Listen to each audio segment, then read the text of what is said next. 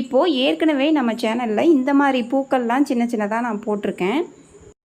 Cross கட்டு கூட போடும்போதெல்லாம் நிறைய wire வந்து வேஸ்ட் ஆகும். அந்த ஒயர்லாம் நான் சின்ன சின்ன ரோஸ் பட்ஸ் மாதிரி இந்த மாதிரி போட்டிருக்கேன்.